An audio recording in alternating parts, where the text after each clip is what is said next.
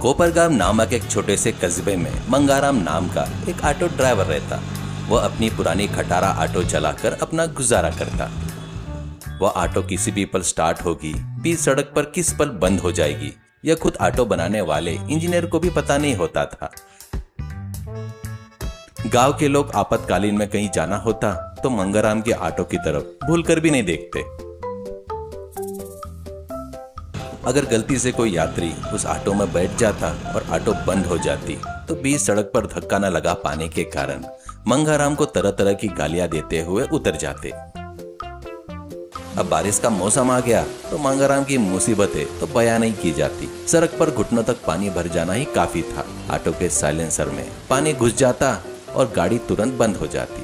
उस बारिश में यात्री ऑटो को पीछे से धक्का देते हुए मंगाराम और उसके पूर्वजों को याद कर करके गालियां देते, जो अब एक आम बात बन चुकी थी।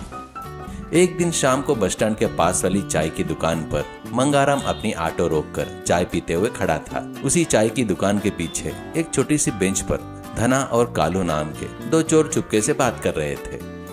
उनकी बातें पास में खड़े मंगाराम को साफ साफ सुनाई दे रही थी। अरे कालू, कल मौसम विभाग वाले ने कहा है कि भारी बारिश होने वाली है। कल दोपहर तक हमारे गांव के मेन रोड पर पूरी घुटने तक पानी बारिश में भर जाएगी। हमने जो चोरी सोची है उसके लिए बिल्कुल परफेक्ट टाइम है।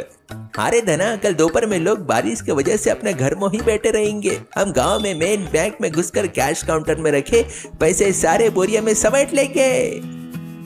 बैंक चोरी करने के बाद अगर हम सड़क पर भागेंगे तो पुलिस पकड़ लेगी। इसलिए मेरे पास एक प्लान है। हम बैंक के आगे जमा हुए पानी में एक छोटा मोटर बोट तैयार रखेंगे। चोरी करते ही उस बोट में चढ़कर पानी में आराम से फरार हो जाएंगे। लेकिन अगर पुलिस इंस्पेक्टर परमेश अपनी जीप से हमारा पीछा करने आ गया तो हम लोग क्या करेंगे? परमेश की जीप जैसे ही सड़क पर आएगी, घुटनों तक भरे पानी की वजह से उस जीप के साइलेंसर में पानी चला जाएगा। जीप का इंजन बंद हो जाएगा। तब परमेश अपनी जीप को धक्का मारेगा और हम बोट में भाग जाएंगे।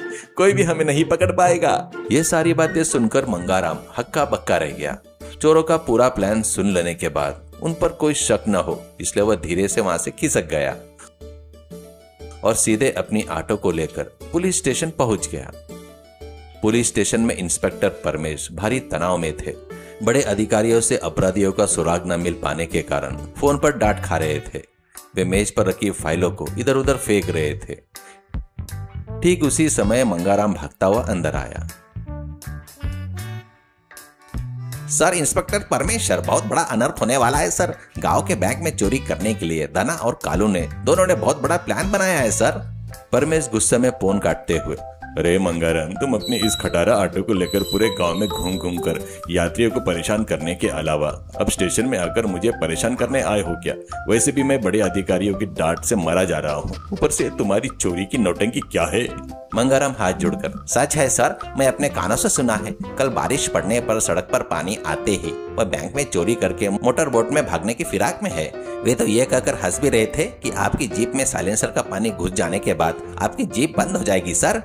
परमेश मेज पर जोर से हाथ पटकते हुए, मुंह बंद रख मंगाराम। मेरी नई पुलिस की जीप के बारे में बात करने की इतनी हिम्मत आ गई तुममें? दिन में 10 बार 20 सड़क पर बंद होने वाली खटारा ऑटो है तेरी। तुझे इन चोरों की खबर मिली क्या? तेरी इन फालतू बातों पर मैं भरोसा नहीं कर सकता। यहाँ से इज्जत से चला जा, अपनी ऑटो का काम देख ले, वरना तुझे अंदर डालकर लाठी से खातिरदारी करूंगा। सर, मैं जो कह रहा हूँ ना उसे सुनिए सर। कल अगर बैंक में डकैती हो गई मुझे मत कहिएगा सर। परमेश लाठी उठाकर चिल्लाते हुए, अरे जाता है या लाठी निकालूं? बाहर निकल। मंगाराम डरकर वहां से बाहर चला गया। लेकिन गांव के बैंक में चोरी हो रही है और वो देखते रहे, यह उसे मंजूर नहीं था। पुलिस की किसी भी तरह मदद करनी होगी, उन चोरों को पकड़वाना होगा, यह वह सोचने लगा। चोरों के कहे अनुसार बारिश के पानी में गाड़ियां बंद होने का कारण साइलेंसर में घुसा पानी ही है, यह मंगाराम समझ चुका था। मंगाराम अपने गैरेज गया। उसने पुराने लोहे के पाइप और गैस वेल्डिंग का रॉड ढूंढा। ऑटो के नीचे के हिस्से में मौजूदा छोटे से साइलेंसर पाइप को काटकर उसने 5 फीट लंबा लोहे का पाइप वेल्डिंग कर दिया।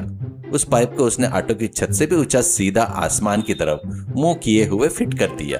अब पानी चाहे कितना भी गहरा क्यों ना हो, साइलेंसर का पाइप ऊपर होने की वजह से अंदर पानी जाने की कोई गुंजाइश ही नहीं थी। अगले दिन दोपहर को मानो आसमान में सुराग हो गया। मूसलधार बारिश शुरू हो गई। 2 घंटों के भीतर रामपुर शहर की सारी सड़कों में घुटनों तक भरे पानी से तालाब जैसा दिखने लगा। सड़क पर खड़ी बाइकें और बसें सभी साइलेंसर में पानी घुसने से वे बंद हो गई।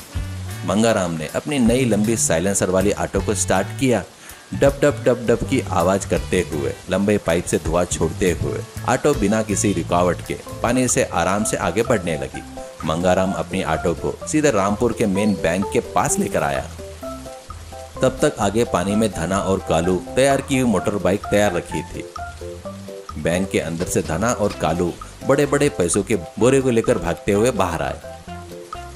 उन्होंने उन बोरे को बोट में फेंका, बोट स्टार्ट की और तेजी से भागने लगे। बैंक मैनेजर भागता हुआ आया, जोर जोर से चिल्लाने लगा। चोर आ गए, चोर, बैंक में डकैती हो गई, बचाओ करके चिल्ला रहा था। ठीक उसी समय इंस्पेक्टर परमेश अपना सायरन बजाते हुए पुलिस जीप से बैंक के पास पहुंचे। उन्होंने भागते हुए चोरों को बोट से देखा। अरे अरे, ये क्या? उस मंगाराम की बात सच थी। चोर सचमुच बैंक डकैती करके मोटर बोट में भाग रहे हैं। उन चोरों को मैं छोड़ूंगा नहीं, करके कहते हुए परमेश ने अपनी जीप को तेजी से आगे बढ़ाया। लेकिन थोड़ी दूर जाते ही घुटनों तक भरे पानी में जीप का साइलेंसर डूब गया। बुड़बुड़ की आवाज आई और जीप का इंजन बंद हो गया। परमेश ने कितनी भी सेल्फ स्टार्ट मारी, जीप टस से मस नहीं हुई। चोर कालू बोट से हंसते हुए, देखा धना, मैंने कहा था ना, परमेश की जीप पानी में बंद हो जाएगी, अब हमें कोई नहीं पकड़ सकता। ठीक उसी समय मंगाराम अपनी जुगाड़ ऑटो को पानी में चलाता हुआ लाया, जीप के बगल में रोक दिया। ऑटो के लंबे साइलेंसर पानी के ऊपर धुआं निकल रहा था। सर, इंस्पेक्टर परमेश सर, आइए, बिना सोचे जल्दी मेरे ऑटो में बैठिए, चोर भाग रहा है। अरे मंगाराम, तेरा ये खटारा ऑटो इस पानी में कैसे चल रहा है रे? और ये साइलेंसर आसमान की तरफ क्यों है? सर, बातों का वक्त नहीं है सर, पहले पीछे की सीट पर बैठिए, उन चोरों को पकड़ते हैं। परमेश तुरंत जीप से उतरा और मंगाराम की ऑटो की पिछली सीट पर चढ़ गया। मंगाराम ने ऑटो को आगे बढ़ा दिया। ऑटो पानी की बहाव को चीरते हुए, फुसफुस छोड़ते हुए मोटर बोट के पीछे लग गई। बोट में बैठे धना पीछे देखकर शॉक होकर, अरे कालू, ये पानी में क्या है रे?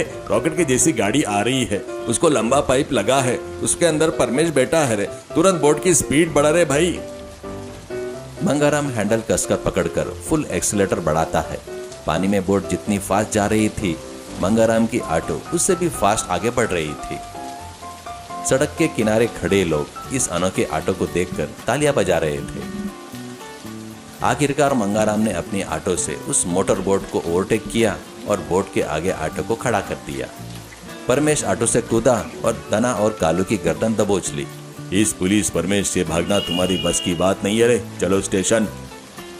परमेश ने चोरों को बांधा और पैसे के बोरों के साथ उन्हें मंगाराम की ऑटो में बैठाकर स्टेशन ले गए और सलाखों के पीछे डाल दिया।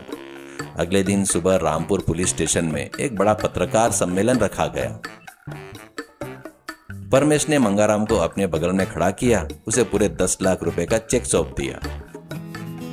मंगाराम, कल मैंने तुम्हें बहुत डांटा, उसके लिए सबसे पहले मैं तुमसे माफी मांगता हूँ। तुम्हारी सूझबूझ और इस लंबे साइलेंसर जुगाड़ के विचार की वजह से न ही सिर्फ बैंक की डकैती रुकी, बल्कि चोर भी पकड़े गए।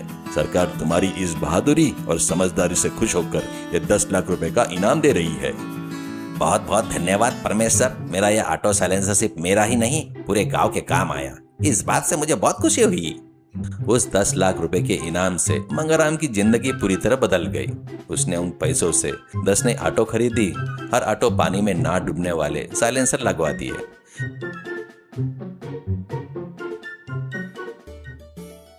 गांव के गरीब ऑटो ड्राइवरों को बहुत कम किराए पर वो ऑटो देकर वह शहर का सबसे बड़ा ऑटो मालिक बन गया। इतना पैसा आना और ऑटो मालिक बनने के बाद भी मंगाराम ने अपनी किस्मत बदलने वाली उस पुरानी खटारा ऑटो को नहीं छोड़ा। उसने उस पर नया पेंट करवाया, उसे संभाल कर रखा। जब भी बारिश का मौसम आता, सड़कों पर पानी भर जाता, मंगाराम खुद उस पुरानी ऑटो को बाहर निकालता और बारिश से परेशान होने वाले आम लोगों को बिठाकर खुशी खुशी अपनी जिंदगी बिताने लगा। नैतिक सीख, किसी भी इंसान को उसके रूप, रंग, आकार या वर्तमान स्थिति से कम नहीं आंकना चाहिए। सही समय पर इस्तेमाल की गई सूझबूझ और देसी जुगाड़ की समझदारी बड़े से बड़ी समस्याओं को आसानी से हल कर सकती है।